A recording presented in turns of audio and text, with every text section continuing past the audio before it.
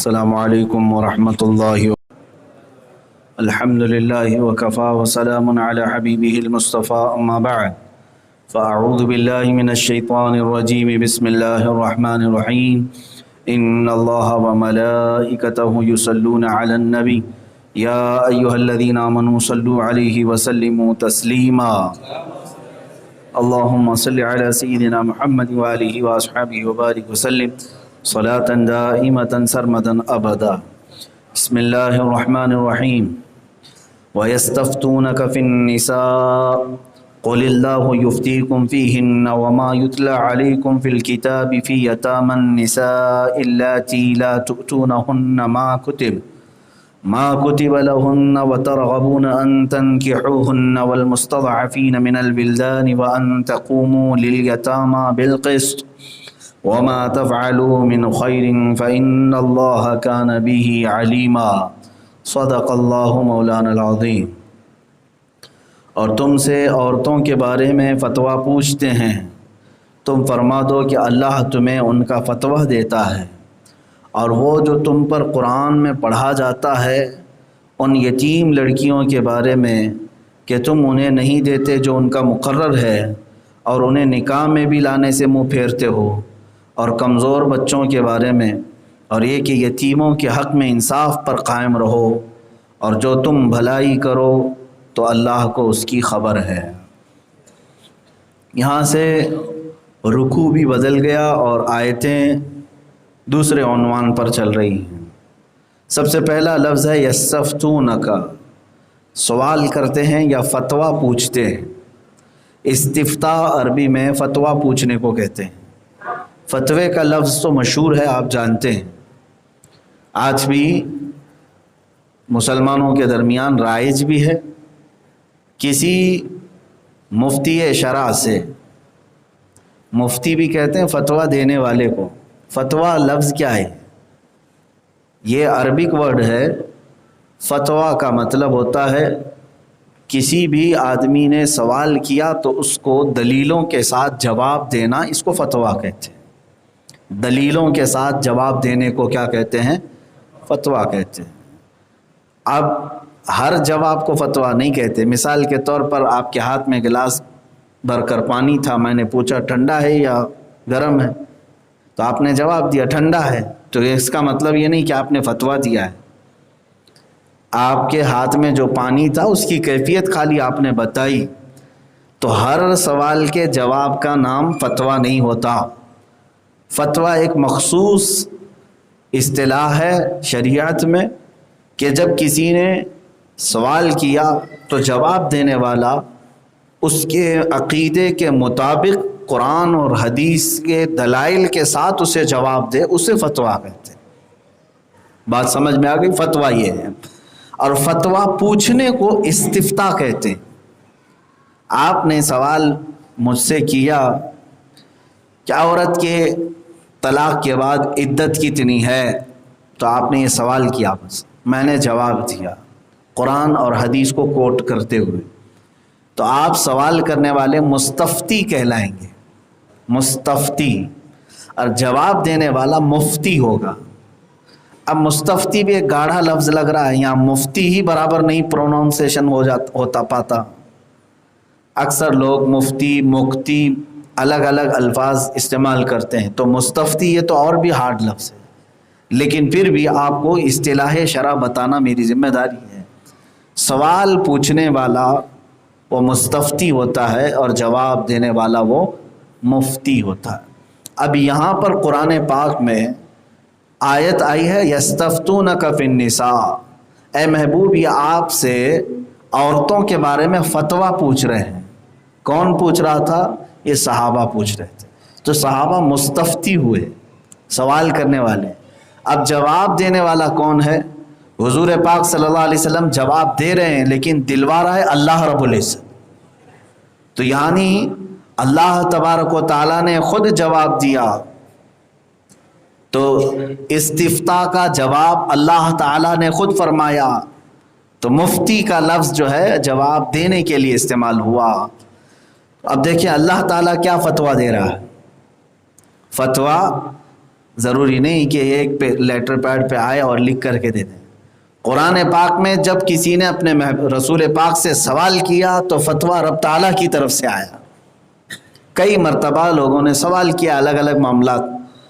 کچھ جگہوں پر اللہ نے یسألونک لفظ ارشاد فرمایا, جیسے یسألونک عن الاہلہ, اے محبوب یہ آپ سے چاند کے بارے میں سوال کرتے ہیں. یسألونک عن الساعہ, اے رسول یہ آپ سے قیامت کے بارے میں پوچھتے ہیں. یسألونک عن الروح, اے رسول یہ آپ سے سوال کرتے ہیں روح کیا چیز ہے. تو ان جگہوں پر سوال کا لفظ آیا ہے کہ آپ سے سوال کرتے ہیں. لیکن یہاں پر جو آیت آج ہم نے تلاوت کی, یہاں پر استفتاء کا لفظ ہے کہ یہ آپ سے فتویٰ پوچھ رہے ہیں. تو سوال کرنا اور ہو گیا, فتویٰ پوچھنا اور ہو گیا. اب فتویٰ جو جواب میں آئے گا وہ صرف آپ کی تسلی کے لیے نہیں ہے. مثال کے طور پر آپ نے مجھ سے سوال کیا کہ چاند شروع میں چھوٹا رہتا ہے, پھر بڑا ہو جاتا ہے, پھر چھوٹا ہو جاتا ہے, اس کی کیا حکمت ہے. میں نے جواب دے دیا.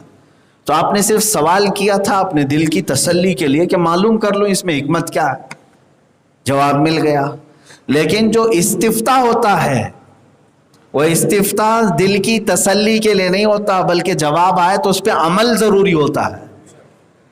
یعنی فتوے پر عمل واجب ہو جاتا ہے, کیونکہ اب وہ آپ کی شریعت آئی آپ کے پاس.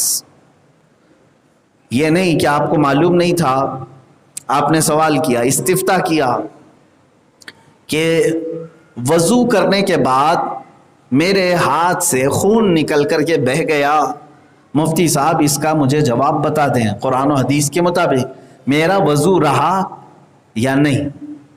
آپ نے سوال کیا. اب جواب میں ہم نے بتایا خون کے نکل جانے سے وضو ٹوٹ جاتا ہے, وضو آپ کا ناقص ہو گیا قرآن پاک کی آیت کریمہ کے مطابق اور حدیث رسول صلی اللہ تعالیٰ علیہ وسلم کے مطابق. حضور پاک صلی اللہ تعالیٰ علیہ وسلم کی حدیث میں بھی اس کے جزئیے ملتے ہیں. تو ہم نے قرآن اور حدیث کو کوٹ کر کے اگر جواب دے دیا تو ایسا نہیں ہے کہ آپ ہنستے ہوئے ہاں دل کو تسلی ہو گئی چلے گئے, بلکہ اب آپ کو شریعت کا جواب ملا ہے, اب اس پر آپ کو عمر بھر عمل کرنا لازم ہے. فتوے کا مطلب سمجھ رہے آپ, عمر بھر اس پر عمل کرنا ہوگا. استفتاء کیا ہے تو پھر فتویٰ آنے کے بعد وہ شریعت ہے اس کے لیے.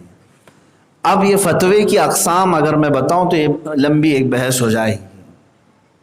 فتویٰ کسے کہتے ہیں اور آج اس کی شرعی حیثیت کیا ہے, فتویٰ کون صادر کر سکتا ہے کون نہیں کر سکتا, ایک بہت الگ ٹاپک ہے, ایک الگ عنوان ہے. لیکن فتوے کا احترام ضروری ہے کیونکہ فتوے کا لفظ قرآن پاک میں آیا, اللہ تعالیٰ نے اس کے متعلق فرمایا. اب لوگوں نے کیا فتویٰ پوچھا تھا حضور پاک صلی اللہ علیہ وسلم, وہ بھی سن لے. میں نے آیت کریمہ اور اس کا ترجمہ تو پڑھ دیا, شاید آپ کو سمجھ میں آ گیا ہو, پھر آپ کو تشریحاً عرض کرتا ہوں. اے محبوب یہ آپ سے عورتوں کے بارے میں فتویٰ پوچھتے ہیں, عورتوں کے بارے میں فتویٰ پوچھتے ہیں. کس بارے میں؟ عورتوں کے متعلق کیا چیز؟ عورتوں کے متعلق یہ سوال کرتے ہیں کہ ان کو وراثت میں حق ملے گا کہ نہیں ملے گا. جیسے بیویوں کو اگر ان کا انتقال ہو جائے, ان کے شوہروں کا انتقال ہو جائے تو ان کو وراثت ملے گی کہ نہیں, یا بیٹیاں ہیں لڑکیاں ہیں تو لڑکیوں کو باپ کی طرف سے وراثت ملے گی یا نہیں. یہ فتویٰ پوچھنے کے لیے حضور پاک صلی اللہ علیہ وسلم کے پاس لوگ آئے. پوچھنے کی وجہ کیا تھی؟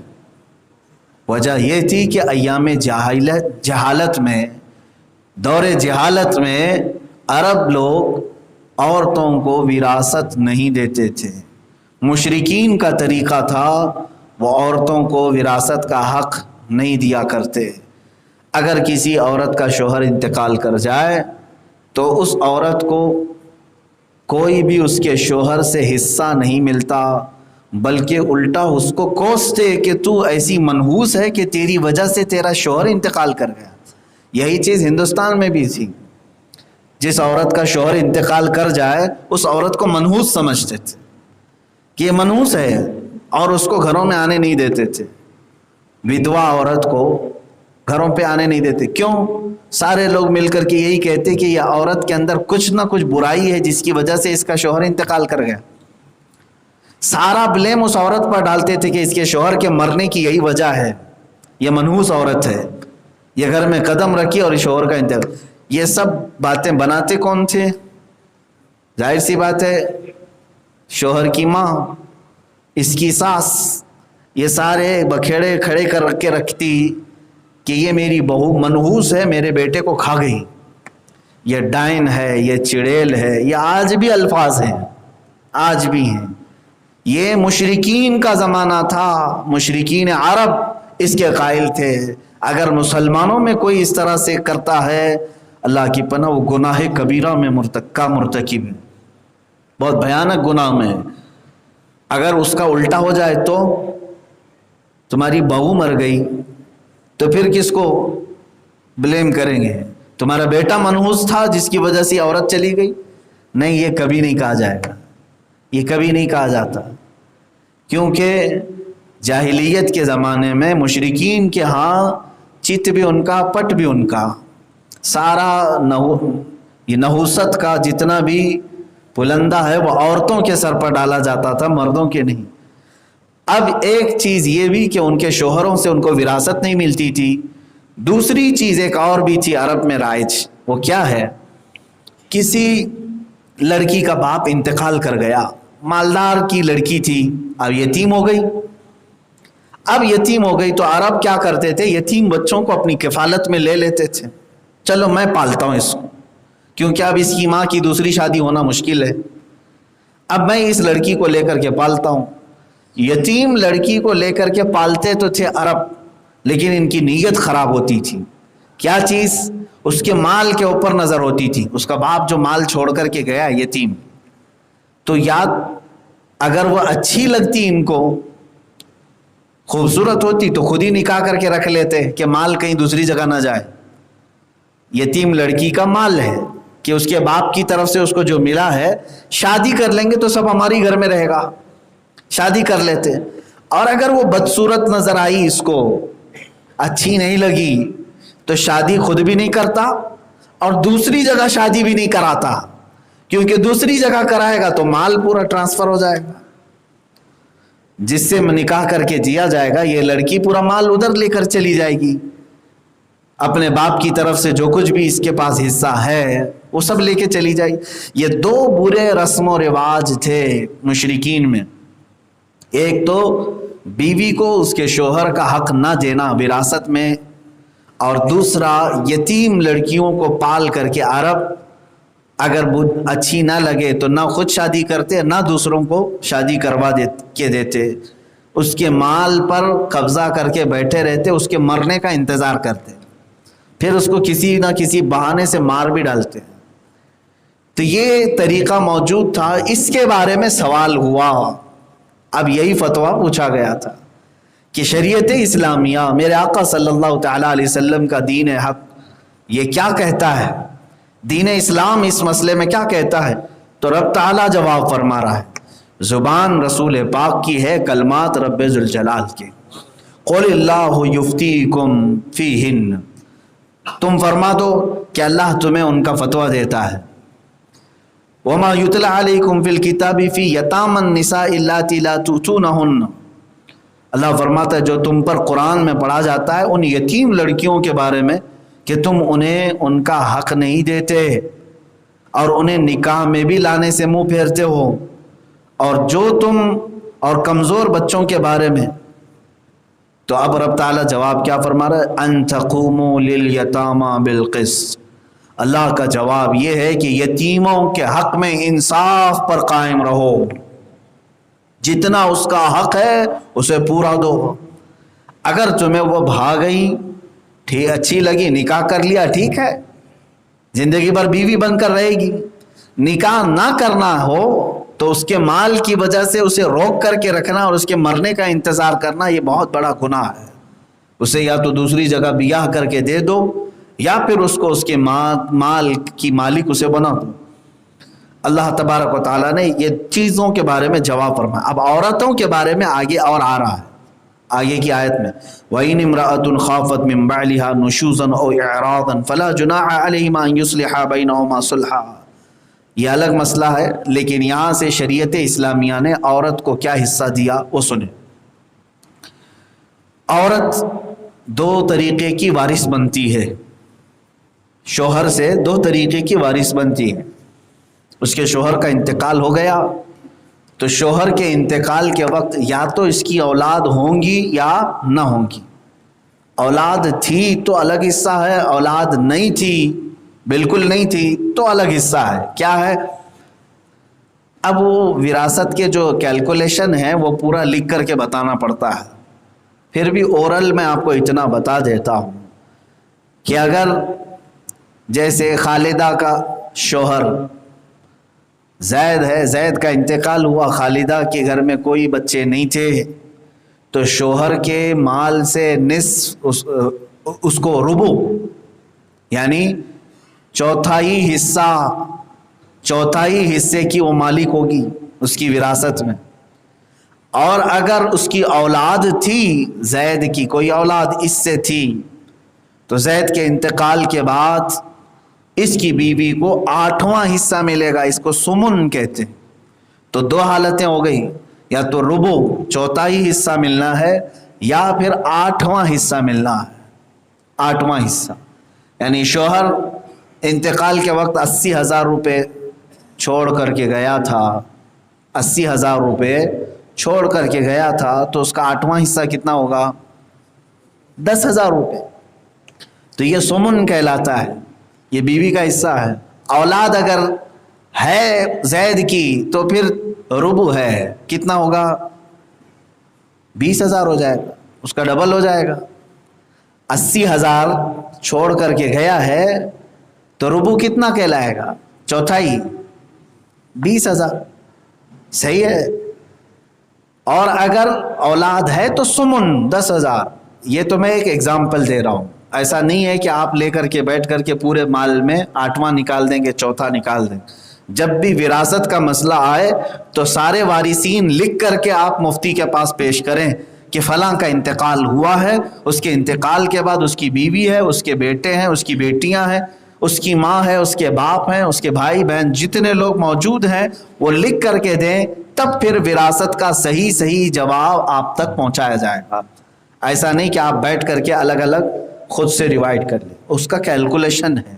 اور میں آپ کو بتا دوں احکام جو شریعت کے ہیں، احکام وضو کے احکام ہیں نا، یہ نماز کے احکام ہیں، روزے کے احکام ہیں، روزہ کب سے کب تک رکھنا ہے، حج کے احکام ہیں۔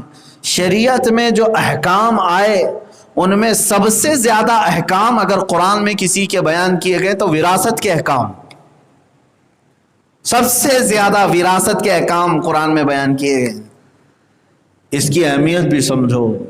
اور میرے آقا صلی اللہ تعالیٰ علیہ وسلم نے یہ بھی ارشاد فرمایا قیامت کے قریب علم اٹھا لیا جائے گا، علم اٹھا لیا جائے گا، جاہلوں کو لوگ اپنا سردار بنا لیں گے، امام بنا لیں گے اور ان سے فتویٰ پوچھیں گے۔ یہ حدیث پاک ہے مشکات شریف، حضور صلی اللہ تعالیٰ علیہ وسلم فرماتے ہیں جاہلوں سے لوگ فتویٰ پوچھیں گے اور وہ جاہل بغیر علم کے فتویٰ دے بھی دیں گے، خود بھی گمراہ ہوں گے، امت کو بھی گمراہ کریں گے۔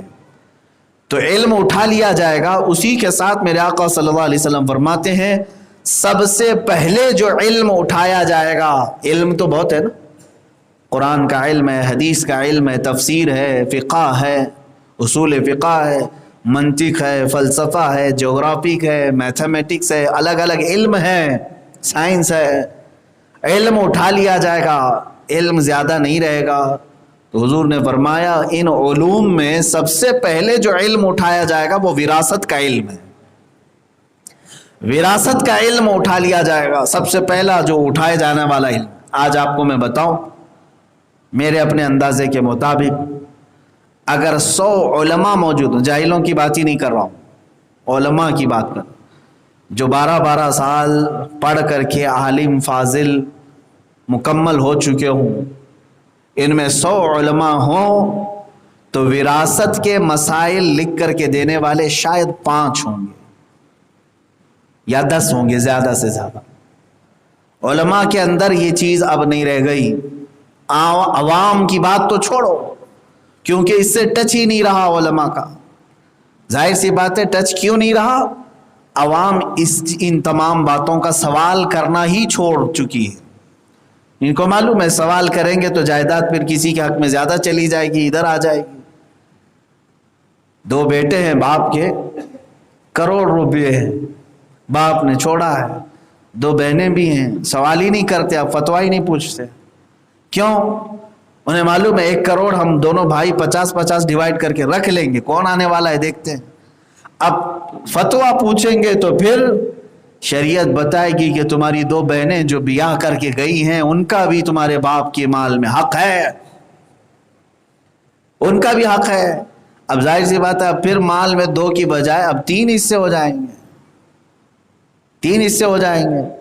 تو 3 حصے معمولی نہیں ہوتے، یہاں 50-50 جو مل رہے تھے وہ ڈائریکٹ 30 پہ آ جاتے ہیں. اور دل پر جو ہے سانپ لوٹنے لگتا، ارے یہ بہنوں کو 30 لاکھ دینا پڑے گا. شادی بھی دھوم دھام سے کر کے دیے، جہیز بھی دیا، سب کچھ دیا، پھر اب باپ کی پراپرٹی میں سے 30 لاکھ بھی دینا پڑے گا. اے میرے عزیز یہ دے دو آج خیر ہے، ورنہ قیامت کے دن 1 درہم کی وجہ سے لوگ جہنم میں جا رہے ہوں. 1 درہم کی وجہ سے بہنوں کا حق یا عورتوں کا حق جو دبا کر کے بیٹھا ہے. حدیث پاک میں یہ بھی ملتا ہے قیامت کے دن اس کا پیٹ اتنا بھاری ہوگا کہ زمین تک لٹک رہا ہوگا، وہ حرام کھایا ہوا ہے. اور دوسری آیتیں ہیں جس میں اللہ نے فرمایا ہے کہ اس کے پیٹ میں جہنم کی آگ ہی بھری جائے گی.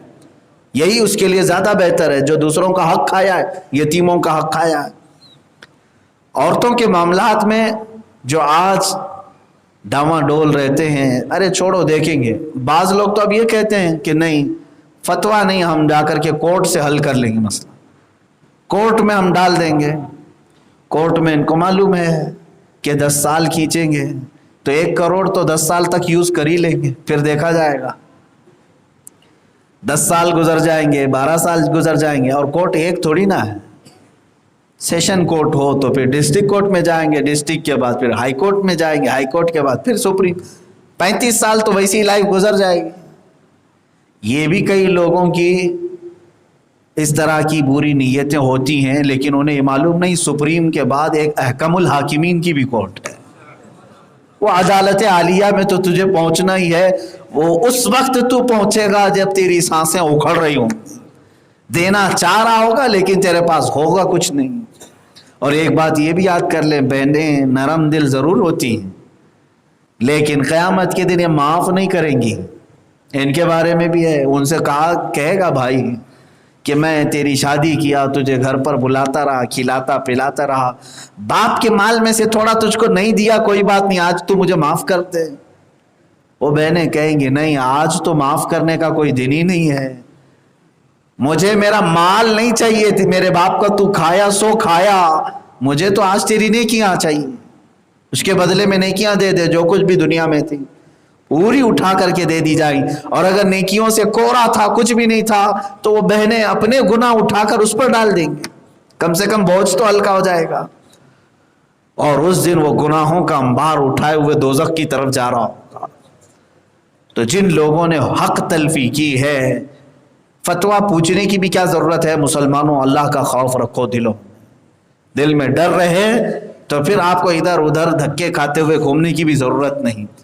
لوگ پھر کچھ ایسے بھی چالاکی کرتے ہیں، کہیں ایک شوشہ نکل جائے، 1 لاکھ تو بچ جائے کسی دوسرے فتوے سے، ہاں 2 لاکھ روپے بچ جائیں کسی اور ایک فتوے سے، معاذ اللہ رب العالمین.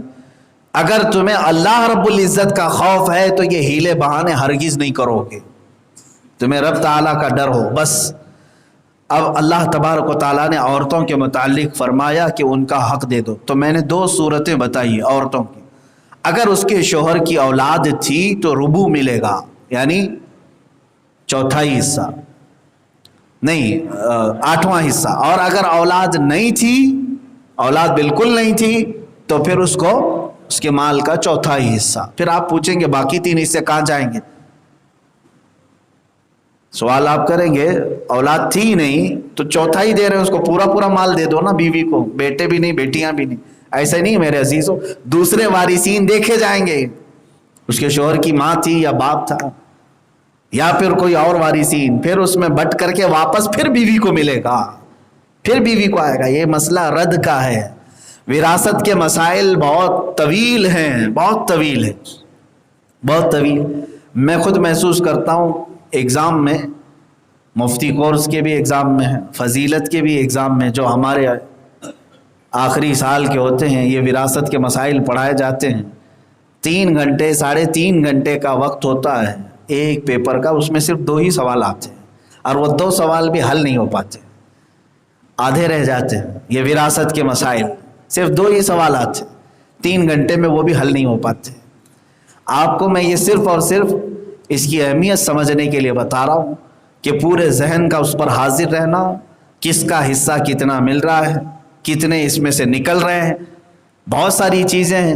یہ سب دیکھا جائے گا کہ باپ سے پہلے بیٹے کا انتقال ہو گیا، باپ سے پہلے بیٹی کا انتقال تو نہیں ہوا، کیونکہ پھر اس کو وراثت میں حصہ نہیں ملے گا.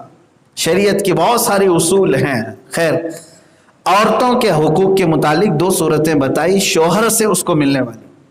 اب یہ تو رہی بات شوہر سے ملنے کی، تو کیا شادی ہو جانے کے بعد عورت خالی اپنے شوہر سے ہی لے گی؟ نہیں، وہ اپنے مائکے سے بھی لے گی، اس کے باپ سے بھی اسے ملے گا. اگر عورت 70 سال کی بھی ہو جائے اور اس کے باپ کا کوئی حصہ موجود ہے تب بھی اسے ملے گا. یہ نہیں ہے کہ غیر شادی شدہ تھی، چھوٹی بیٹی ہے اس لیے اس کو دینا پڑے گا. نہیں، شادی ہو گئی ہو، وہ اماں بن گئی، وہ نانی بن گئی، وہ دادی بن گئی ہو، تب بھی وہ اپنے باپ کا حصہ لے گی. یہ قرآن کی طرف سے حکم ہے، اللہ کی بارگاہ سے. عورت اپنے باپ کی طرف سے جو اس کا ترکہ ہے وہ ضرور لے گی. اب یہاں ایک صورت آتی ہے جو مرد حضرات کرتے ہیں بہت سارے، اس مسئلے کو بھی سن لیں. عورتیں ایموشنل جلدی ہوتی ہیں اور بلیک میل بھی ہوتی ہیں. یا تو ان کا شوہر بلیک میل کرے گا، کئی جگہوں پر ایسا ہوتا ہے ایموشنل کر کے، یا تو پھر اس کے گھر والے بھائی رو دھو کر کے. کس لیے ایموشنل کریں گے؟ معاف کرانے کے لیے. شوہر اپنا مہر معاف کرانے کے پیچھے پڑا رہتا ہے. شوہر اپنا مہر وہ ہوتا بھی کتنا ہے. پہلے کے دور میں اکثر یہی ہوا، اکثر لوگ، اب تو الحمدللہ نکاح کے وقت ہی لوگ دے رہے ہیں، اچھی بات ہے. پہلے اکثر لوگ مہر معاف کرانے کے چکر میں ہی ہوتے تھے. ارے میری بیوی معاف نہیں کرے گے تو پھر کہاں جائے گی؟ اس کو رہنا ہے نا ساتھ میں. تو یا تو اس کو پیار و محبت میں لے کر کے اس کو مہر معاف کرانا، یا پھر میکے والے بھائی رو دھو کر کے کہ ہم نے شادی میں بڑا خرچہ کیا، تجھے اچھے سے اچھا گھر دیا، ہمارے بھی بال بچے ہیں، چھوڑ دو یہ مال. تو چھوڑ کر کے آ گئی بھیا کے لیے، ٹھیک ہے کوئی بات نہیں، میرا بھائی میرے جگر کا ٹکڑا ہے، معاف کر دیا. یہ معاف کرنے کا رواج کیا ہے؟ اسی میں اور ایک معاف کرنے والی بات بھی آتی ہے. جیسے انتقال کے وقت دودھ بخشانے والا ایک مسئلہ ہوتا ہے. بہت سارے لوگوں میں ہوتا ہے کہ اگر بیٹے کا انتقال ہو گیا تو ماں سے پوچھتے ہیں کیا تو نے دودھ معاف کر دیا؟ دودھ معاف کر دیا، یہ بھی چیزیں ہوتی ہیں. تو یہ عورتوں سے جو معاف کرایا جاتا ہے اس کی کیا حیثیت ہے؟ اصل شریعت اسلامیہ میں کیا ہے؟ میرے عزیزو، تینوں صورتیں ناجائز ہیں. مہر معاف کرانے والا بھی دینے کی طاقت تھی، اس کے باوجود اس کو مہر دینے سے وہ منع کیا، یا پھر کسی طرح اسے ایموشنل کر کے اسے معاف کرایا. اللہ تو تمہارے دل کے ارادوں کو جانتا، اللہ جانتا ہے. اور عورت کیوں معاف کر رہی ہے؟ وہ بطیب خاطر نہیں، دل کی خوشی سے نہیں معاف کر رہی ہے. اسے معلوم ہے معاف کرنے کے علاوہ اس کے پاس کوئی چارہ ہی نہیں ہے. اگر یہی 5,000 7,000 کے مہر کو لے کر کے وہ سوچتی ہے کہیں کھٹ پٹ شروع ہو گئی تو پھر زندگی لمبی ہے شوہر کے ساتھ، پھر کائے کے لیے کڑواہٹ لوں، معاف کر دو، ہے کتنا 5-7 ہزار، مہینے کا خرچہ تو دے ہی رہا ہے، سب کچھ دلا ہی رہا ہے، یہ سوچ کر کے عورت اسے اس کا مہر معاف کرتی ہے. ایک صورت یہ بھی ناجائز کی. اور جو وراثت میں اس طرح سے بٹنے سے پہلے اپنی بہنوں کو کہہ دیتے ہیں ابا کا حصہ اتنا اتنا تھا، تمہارے حصے میں بھی 2-2 لاکھ آ رہے ہیں، اگر تم اپنے بھائیوں کے لیے ان کے بچوں کے لیے چھوڑ دو تو ٹھیک ہے، یا چلو 2-2 لاکھ آ رہے ہیں 20-25 ہزار لے لو خوشی سے۔ دونوں کو ایک ایک گفٹ دے دیا اور کہا معاف کر دو اپنے بھائیوں کو۔ یہاں پر بھی وہ عورت دباؤ میں آ کر کے کہ اس کو میکے سے اپنا تعلق برقرار رکھنا ہے کہ بھائی ہیں اور ماں باپ کا کمایا ہوا ہے، صحیح کہہ رہے ہیں، یہ شادی میں خرچہ بھی کیا ہے انہوں نے، اسی لیے میں چھوڑ دیتا ہوں۔ یہ معاف کرنا بھی ان کے لیے جائز نہیں، عورتوں کو یہ معاف کرنا بھی جائز نہیں، اور اس طرح کے معاف کرانے کا کوئی طریقہ ہے ہی نہیں شریعت میں۔ تیسرا بھی میں بتا دوں، یہ دودھ بخشوانے کا معاملہ بھی بالکل غلط ہے۔ ماں اگر کہہ بھی دے کہ میں نے دودھ معاف کر دیا تو یہ اس کی اخلاقی ذمہ داری کے اخلاقی طور پر وہ کہہ رہی اپنے بیٹے سے رضا کے لیے، ورنہ دودھ پلانا ماں کا حق ہے۔ قرآن پاک میں اللہ نے فرمایا والوالدات یرضعن اولادہن حولین کاملین، ماؤں کے اوپر یہ ذمہ داری ہے کہ وہ اپنے بچوں کو 2 سال دودھ پلائیں، نہیں پلائیں گی اور اگر بچہ قیامت کے دن اللہ کی بارگاہ میں مقدمہ کرے گا تو الٹا ماں پکڑی جائے گی۔ ماں دودھ پلا رہی ہے، یہ اس کا حق ہے بچے کا، کیونکہ اللہ تبارک و تعالیٰ نے تیرے سینے میں دودھ رکھا۔ یہاں وہ لوگ، وہ عورتیں برا نہ سمجھیں جو اپنے بچوں کو کسی وجہ سے جلدی چھڑا دی، قطرہ 2 قطرہ بھی اگر پیا ہے تو ماں نے اس کو دودھ پلایا۔ یہ اور بات ہے کہ کوئی 6 مہینے پلائے، کوئی 4 مہینے پلائے، کوئی سال بھر پلائے، لیکن بچے کا حق 2 سال تک پلانے کا ہے۔ اگر اس میں مدت میں کمی کرتی ہے ماں اور بچے کی طبیعت پر کچھ فرق نہیں پڑتا تو کوئی حرج نہیں، کوئی حرج نہیں۔ لیکن یہ جو سلسلہ ہے ہمارے علاقے میں اکثر ہوتا ہے، اگر چھوٹا بچہ انتقال کر گیا یا کوئی جوان بیٹا ماں موجود ہے تو اس کو جنازے سے اٹھانے سے پہلے پوچھتے ہیں دودھ بخشا تم نے، دودھ معاف کیا تم نے؟ وہ عورت کہتی ہے کہ ہاں میں نے دودھ معاف کیا۔ یہ طریقہ اسلام میں کوئی ہے ہی نہیں۔ یہ 3 صورتیں بتایا، شوہر مہر معاف کرا رہا ہے، بھائی وراثت میں سے جائیداد معاف کرا رہے ہیں، اور یہاں بیٹے ماں سے دودھ معاف کرا رہے ہیں۔ سارے معاف کرانے کے طریقے عورت کے اوپر ہی ہیں، عورت کے اوپر ہی ہے۔ تم بھی عورت کو کچھ معاف کر دیتے، تم بھی عورت کو کسی جگہ پر معاف کر دیتے۔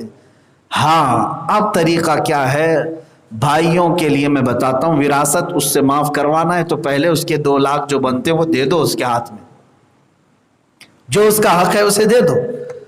دینے کے بعد اگر وہ قبضہ کر لی اپنے ہاتھ میں، پھر وہ اپنے دل سے تمہیں 1 لاکھ دے، 2 لاکھ دے، 1.5 لاکھ دے، جتنا دے دے، یہ تمہارے لیے جائز ہے۔ دیا بھی نہیں، ابھی حصہ نکالا بھی نہیں، اس سے پہلے معاف کرا رہا ہے، یہ طریقہ جائز نہیں، یہ طریقہ جائز نہیں۔ اسی طرح مہر کے متعلق، تم نے مہر باندھا تھا 7,000 روپے اس عورت کے ہاتھ میں پکڑا دو کہ یہ تمہاری مہر ہے، 10,000 ہے، یہ تمہارا مہر ہے، عورت اسے قبول کر لی، وہ مالک ہے، اس میں اور 3,000 بڑھا کر کے بھی اگر تم کو چاہے تو ہدیہ دے سکتی ہے واپس، کوئی حرج نہیں، ہدیہ پھر دے سکتی ہے، لیکن مہر دیا ہی نہیں اس سے پہلے معاف کرا رہا ہے، اس میں تو بڑا سخت حکم ہے۔ مہر نہ دینے کی نیت رکھا تو زندگی بھر زنا کا گناہ کیا اس نے۔ مہر حق شرع ہے، تو ان مسائل کو ضرور یاد رکھیں میرے عزیزو۔ اب جو قرآن پاک میں جن کے متعلق آیا ہے وہ یتیم بچیوں کے بارے میں۔ یتیم لڑکیاں جو نابالغ ہوتی تھیں، ان سے عرب کیا کرتے تھے، باپ کی وراثت لے کر کے بیٹھی ہے لڑکی، یتیم ہے، اب اس کو کوئی عرب لے کر کے پالتا تھا، اس کی نیت کیا ہوتی تھی، اس کا مال پورا میں لے لوں گا۔ اب اس کا مال لینے کے لیے یا تو پھر اس سے شادی کرتا تھا، شادی کرے گا، بیوی بن کر رہے گی، مال پورا اس کے پاس رہے گا، اور اگر شادی اس کو نہیں کرنا ہے تو ایک کام اور کرتا تھا۔ وہ کیا کرتا تھا، دیکھ بیٹی میں تجھے کب سے پالا ہوں، تیرا باپ تو دنیا سے پہلے ہی رخصت ہو گیا، 8 سال 10 سال میں نے تیری پرورش کی، لہٰذا وہاں بھی ایموشنل کرتا ہے، لہٰذا تیرے باپ سے جو جائیداد ملی ہے نا وہ سب میرے نام کرتے، تو رہنا تو میرے ہی گھر میں ہے نا، میری ہی چھت کے نیچے رہنا۔ وہ لڑکی نابالغ اگر وہ کہہ دیتی ہے کہ ٹھیک ہے، اب نیا باپ یہی ہے نا اس کے لیے کہ ابا یہ سب مال تو تمہارا ہی ہے، اگر وہ معاف کر بھی دے تو بھی جائز نہیں. یتیم کا مال وہ معاف کر بھی دے تو بھی اس شخص کو لینا جائز نہیں. ان الذين ياكلون اموال اليتامى ظلما انما ياكلون في بطونهم نارا وسيصلون سعيرا. اللہ فرماتا بے شک وہ لوگ جو یتیموں کا مال ناحق کھاتے ہیں بے شک وہ اپنے پیٹ میں جہنم کی آگ بھرتے ہیں. ان قریب اللہ انہیں دوزخ میں جھونک دے گا, دوزخ میں چلے جائیں. میرے عزیزو, یتیموں کے مال کے متعلق بہت سیریس رہنا ہے. ان کا ایک پیسہ بھی تمہارے لیے وبال جان بن جائے گا, ہلاک ہو جاؤ, برباد ہو جاؤ. دوسروں کے مال کے لیے اتنی تاکید نہیں آئی جتنا یتیموں کے مال کے لیے آئی. یتیموں کے لیے کیونکہ وہ اللہ رب العزت کی طرف سے خصوصی درجے میں ہے. دو لوگوں کے متعلق کہا گیا, ایک بیوہ عورت اور دوسرا یتیم بچہ. یہ جب ہاتھ اٹھاتے ہیں دعا کے لیے تو اللہ اور ان کے درمیان قبولیت کے لیے کوئی حجاب نہیں, براہ راست ان کی دعائیں قبول ہوتی ہیں. یتیم کے لیے اور بیوہ کے لیے احکام آئے, اس لیے ان کو نہ چھیڑو نہ ان کا مال لو. بہت سارے لوگ بیوہ عورتوں کے مال کھا گئے, کچھ یتیم بچوں کے مال کھا گئے. یہ دونوں صورتیں حرام کی اور جہنم کی آگ بھرنے کی. تمہیں معلوم نہیں یتیم بچوں کے متعلق حدیث مصطفیٰ صلی اللہ تعالیٰ علیہ ایک صحابی آئے ہیں حضور پاک صلی اللہ تعالیٰ علیہ وسلم کی بارگاہ میں عرض کرتے ہیں, آقا میرا دل بہت سخت ہو گیا ہے, قرآن کی آیتیں سنتا ہوں, نماز پڑھتا ہوں, لیکن آنکھوں سے آنسو کبھی نہیں آتے ہیں, اللہ کی یاد میں رونا نہیں آتا. اور دوسرے صحابہ پھوٹ کر کے رو پڑتے ہیں, جہنم کے خوف سے وہ رونے لگ جاتے ہیں, لیکن مجھے ایسا نہیں ہوتا. جس کو ایسا ہوتا ہو اس کے لیے علاج میرے آقا نے کیا فرمایا. حضور پاک صلی اللہ تعالیٰ علیہ وسلم نے اس صحابی سے فرمایا, دیکھو جاؤ کوئی یتیم بچہ ہو تو اسے لے لو اور اس کے سر پر شفقت کے ساتھ ہاتھ پھیرو, اللہ تمہارا دل نرم فرمائے گا. یہ علاج میرے آقا نے فرمایا. یہاں وظیفے پہ وظیفے پڑھ رہے ہیں دل کو صاف کرنے کے لیے, تسبیح پہ تسبیح گھما رہے ہیں, لیکن دل کی نرمی میرے آقا نے فرمایا یتیموں کے سر پر ہاتھ رکھو. یتیموں کی کفالت کرنا اتنا بڑا ثواب ہے. میرے آقا فرماتے انا وکافل الیتیم ہاکذا, یہ انگلیاں یہ دیکھ رہے ہیں آپ, ہاتھ کا یوں اشارہ کیا حضور صلی اللہ علیہ وسلم, یہ ہاتھ یوں دکھا کر کے منبر پر فرمایا انا وکافل الیتیم ہاکذا. یہ حدیث میں ہے اس لیے میں بھی ہاتھ دکھا رہا ہوں. اللہ کے نبی صلی اللہ علیہ وسلم نے فرمایا میں اور یتیم بچے کی پرورش کرنے والا قیامت کے دن ایسے ہوں گے جیسے دو انگلیاں. کیا مطلب؟ اتنا قریب وہ حضور کے ساتھ کھڑا ہوگا جیسے شہادت کی انگلی اور بیچ کی انگلی موجود. یہ میرے آقا صلی اللہ تعالیٰ علیہ وسلم نے فرمایا. اور ایک حدیث پاک یہ بھی ملتی ہے, اللہ کے نبی صلی اللہ تعالیٰ علیہ وسلم کسی راستے سے گزر رہے تھے, رات کا وقت تھا. رات کے وقت ایک گھر پر خوب روشنی تھی.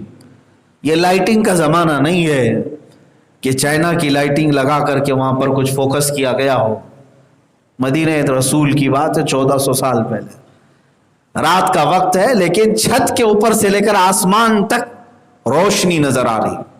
یہ اہل بصیرت کی دیکھنے والی روشنی ہے. صحابہ نے رک کر کے دیکھا اور حضور سے پوچھا کہ آقا یہ ایک گھر الگ روشن دکھتا ہے, آسمان سے لے کر ان کے گھر کی چھت تک نور ہے, روشنی ہے.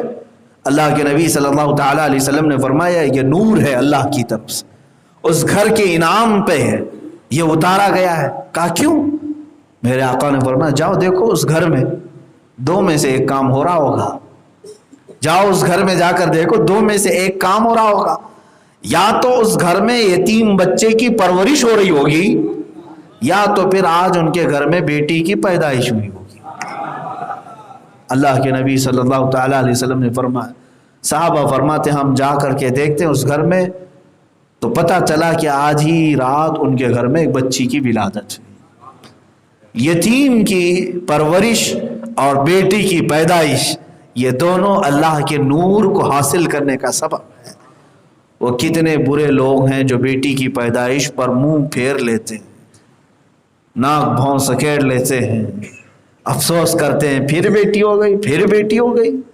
کچھ جاہل تو ایسے بھی ہیں جو دوسروں کو تانا مارتے ہیں، ارے دیکھو اس کو تیسری بھی بیٹی ہوئی، چوتھی بھی بیٹی ہوئی۔ بیٹا اور بیٹی کیا تمہاری فیکٹری سے نکل کر کیا رہے ہیں؟ اللہ رب العزت دے رہا ہے۔ اللہ کریم جس بندے پر جتنی مہربانی فرمانا چاہے، میرے آقا صلی اللہ تعالی علیہ وسلم کو میرے مولا نے 4 بیٹیاں عطا فرمائے۔ یہاں دوسری ہو جائے تو لوگوں کو ٹینشن ہے، تیسری ہو جائے تو اور گھبراہٹ ہے، بلکہ بعض جگہوں پر میں نے یہ بھی سنا دوسری بیٹی تھی، چھوٹی بیٹی تھی، عورت پریشان تھی، بہت پریشان تھی، اور آئی ہمارے پاس، تیسرا حمل تھا، اتنی گھبراہٹ میں کہنے لگی کہ کچھ تو حضرت تعویذ کر دیں، کچھ تو بتا دیں کہ بیٹا ہو جائے۔ کہا یہ اللہ کی مرضی میں دعا کرو، ہاں کچھ وظیفے ضرور ہیں اللہ کی بارگاہ میں بیٹا مانگ سکتے، لیکن وہ عورت کچھ زیادہ ہی ٹینشن میں۔ اس نے کہا کہ بات دراصل یہ ہے، میرے شوہر نے مجھے دھمکی دی اگر تیسری بیٹی ہوئی تو اسی دن طلاق دوں گا، اسی دن میں چھوڑ دوں گا۔ میں یہ 9 مہینے کیسے گزاروں، یہ بہت پریشانی کے ہیں، یہ کئی جگہ کے معاملات ہیں میرے عزیز۔ بلکہ ایک بہت بڑے شخص کو میں ایسا بھی جانتا ہوں پرسنلی طور پر، وہ شریعت کے معاملات میں بہت آگے پیچھے رہنے والے، باشرح، بلکہ لوگوں کو بہت سارے دم دعا تعویذ بھی کرنے والے۔ واللہ عالم مولانا ہے یا نہیں معلوم نہیں، لیکن ہزاروں لوگوں کو دعا کرتے ہیں، تعویذ بھی دیتے ہیں۔ کئی لوگ آتے ہیں ان کے پاس الگ الگ چیزوں کے لیے، ان کو خود 3 بیٹیاں ہیں،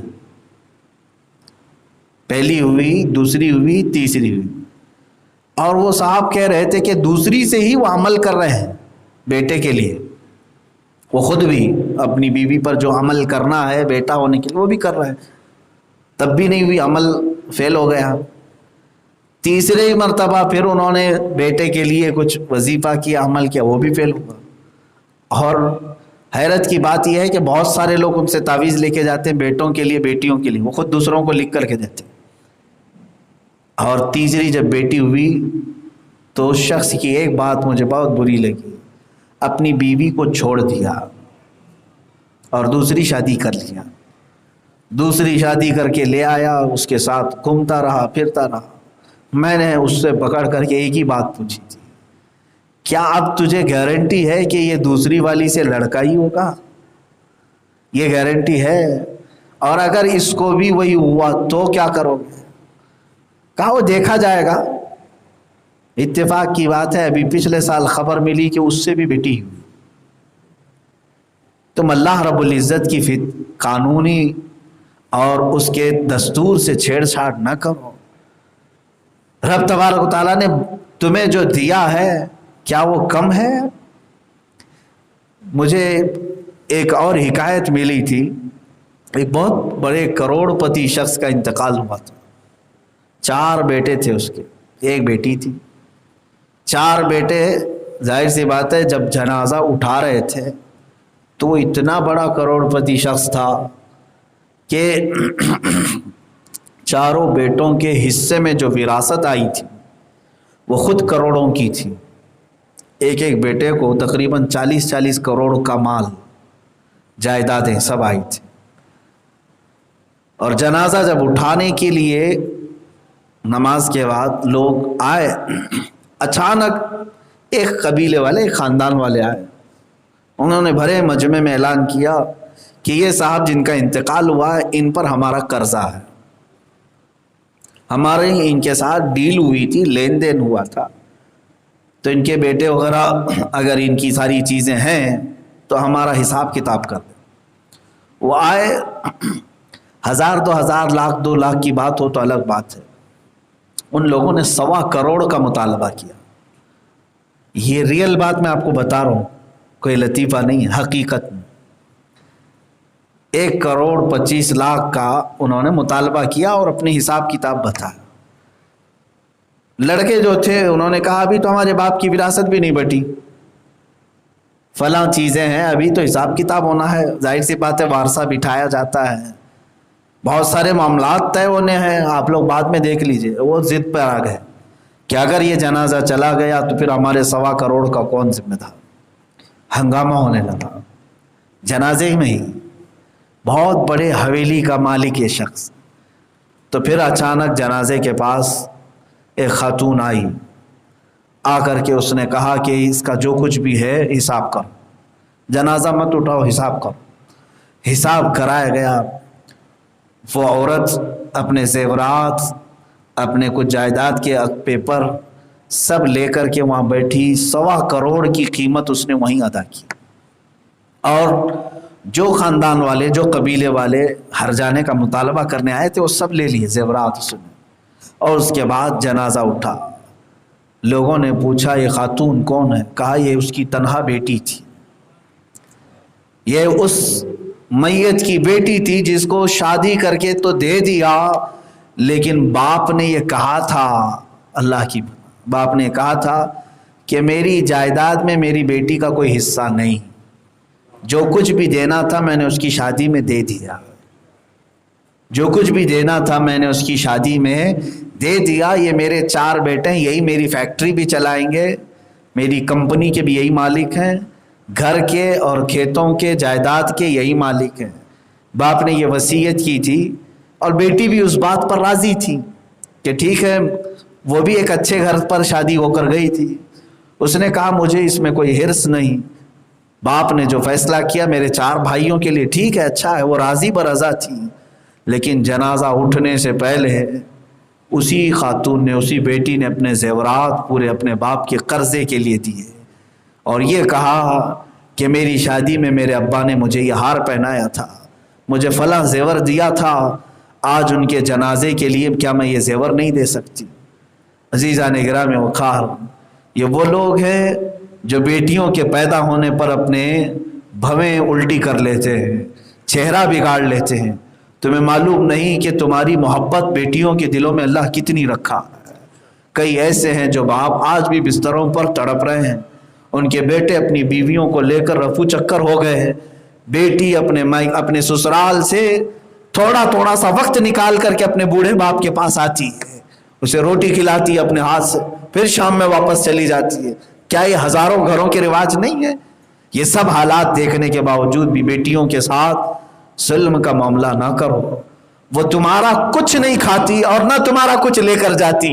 جس دن وہ تمہارے گھر آئی 10 دروازے مولا نے الگ تمہارے لیے کھولے ہیں، تمہارے رزق کے الگ دروازے کھولے، اور بلکہ یہاں تک فرمایا گا شادی کر کے وہ کسی کے گھر میں آتی ہے تو وہ دلہن جس گھر میں آئی اس دن رزق کا اس کے گھر میں بھی الگ دروازہ کھولا ہے۔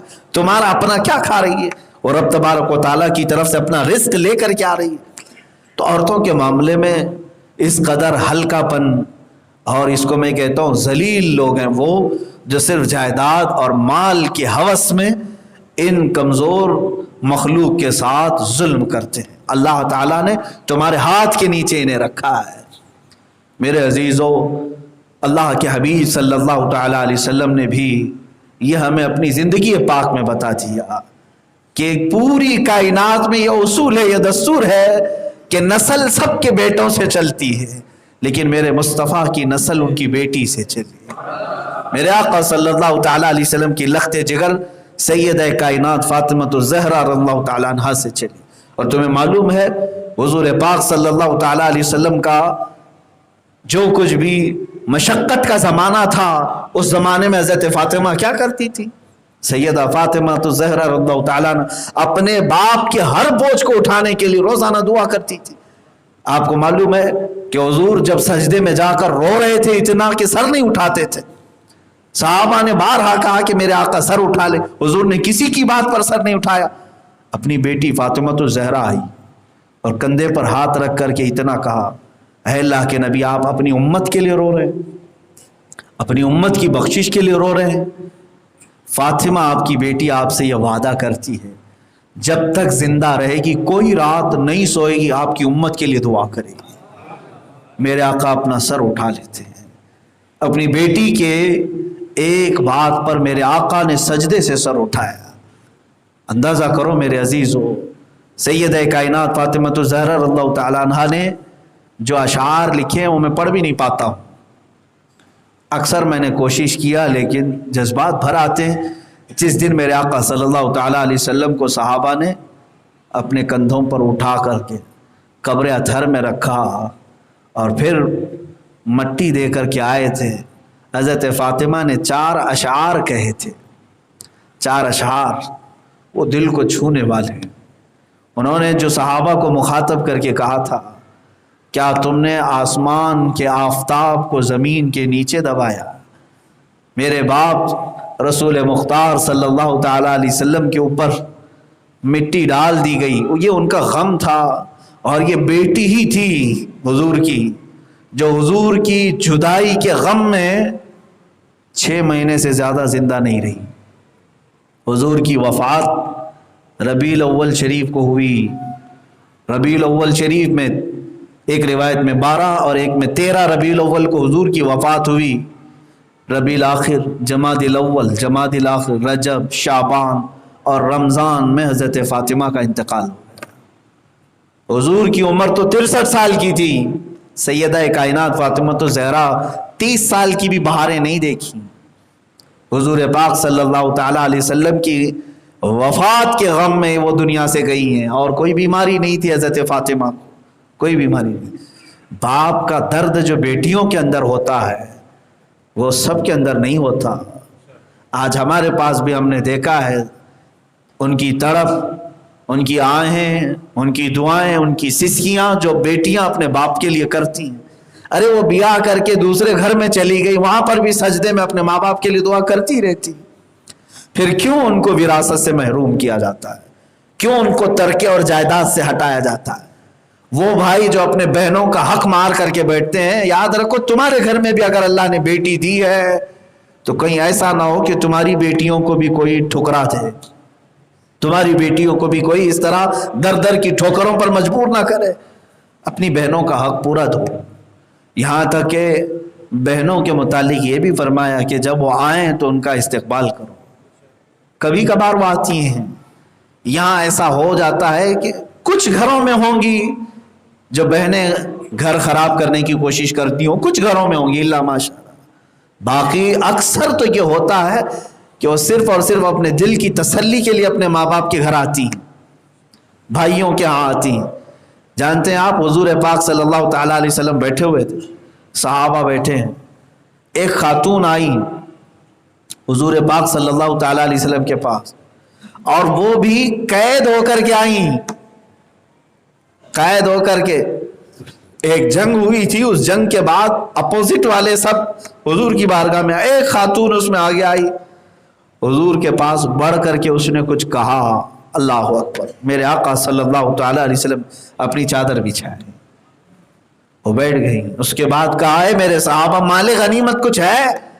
کہا حضور یہ اتنا مال غنیمت آیا ہے، ہزاروں بکریاں تھیں، تو اس میں کئی 100 بکریاں نکالی اس خاتون کو دیا، کہا اے خاتون یہ میں تجھے مالک بناتا ہوں، لے جا۔ وہ اتنی ساری بکریوں کو ہانکتے ہوئے اپنی قبیلے کے پاس آئی۔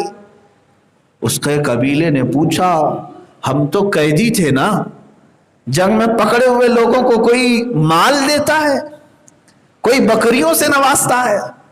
تو اس خاتون نے کہا تمہیں معلوم نہیں، وہ محمد الرسول اللہ ہے، محمد صلی اللہ تعالیٰ علیہ وسلم۔ پوچھا کہ تمہارا کیا ایسا کام تھا جس کی وجہ سے انہوں نے تمہیں اتنی بکریاں دی؟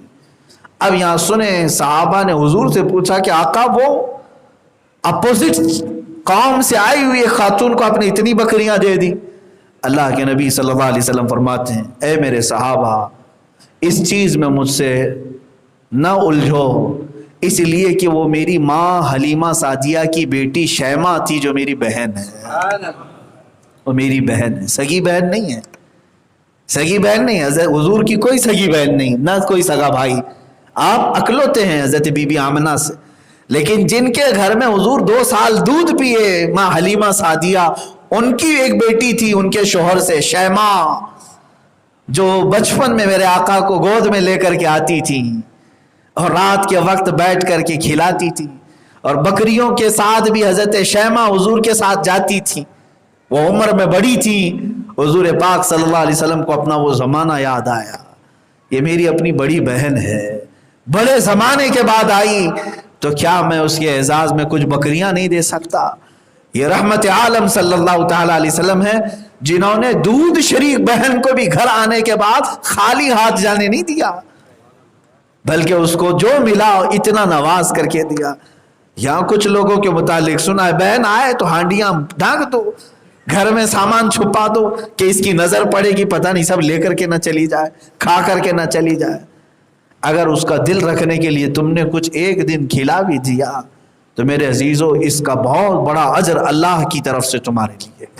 بہرحال آیت کریمہ میں یتیم بچیوں کے لیے, عورتوں کے لیے اور بہنوں کے لیے اللہ تعالیٰ نے فرمایا ان تقوموا, تم قائم رہو یتیموں کے معاملے میں بالقسط, انصاف کے ساتھ, انصاف کے ساتھ قائم رہو. شریعت نے جو تمہارے اوپر احکام نافذ کیے اسی پر چلو, اسی میں تمہاری بھلائی. مشرکین کو نہ دیکھو, کافروں کو نہ دیکھو وہ اپنی بہنوں کو دیتے ہیں کہ نہیں دیتے, وہ اپنی بیویوں کو دیتے ہیں کہ نہیں دیتے, یہ مت دیکھو. تم یہ دیکھو میرے رسول پاک نے مجھے کیا حکم دیا. اللہ کے حبیب کی شریعت میرے لیے دنیا بھی ہے, یہی آخرت بھی ہے.